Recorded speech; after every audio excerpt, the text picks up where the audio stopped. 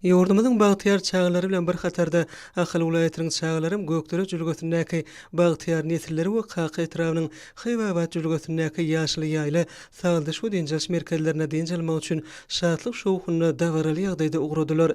Ene o şäherindäki bu ýetenç çagalar sagyldyş we dinjal merkeziniň öňündäki giň meýdançada Ahal welaýatynyň çagalarynyň gökderedäki bagtyar nesiller sagyldyş we dinjal merkezine ugramak münasibetli aýdym sahada dawara geçirildi. Dawarada çagalar dörejlik toparlarynyň orta mektepleriniň hemem çagalar baglarynyň aýdymsaz muştoklarynyň pek çaga kalplary bilen belenç joşuny ýerine ýetiren çykyşlarynyň hoş owazy alyslary ýaňsaldy. Soňra Ahal welaýatynyň Tumutky dinjal mewsumynda dinjaljak bagtyar çagalyň gökdere jülgösündäki bagtyar nesiller çagalar sagyldyş we dinjal merkezinde garşy alynış dawarasy boldy. Dawarada ata watanymyzyň hormatly prezidentimizin rowaji işleri ajaýyp döwrümizi hemem bagly çagalyň wasp edýän joşgunly aýdym sazlary belentden ýanglandy. Bu ýerde ýerine ýetilen şowkunly aýdym sazlar ajaýyp tanslar ulan göwüni götürdi. Merkezde mewsumyň ilkinji gününde çagalar sportyň küşt, şaşka we futbol ýaly görnüşleri boýunça gurulan ýarşlarda özleriniň erjeliklerini görkezdiler.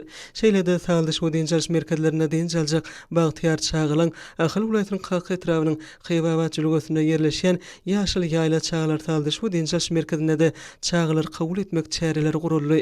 Sagyldyş we dinjal merkezine dinjalyp wagtlaryny hoş geçirjek güler ýüzli bagtyar çagalar türkmen halkynyň milli lideri gahrman arkadamyda hemem hormatly prezidentimiz arkadaly gahrman serdarymyza özleriniň pek kalplaryna çykýan ýürek buýsançlaryny beýan etdiler.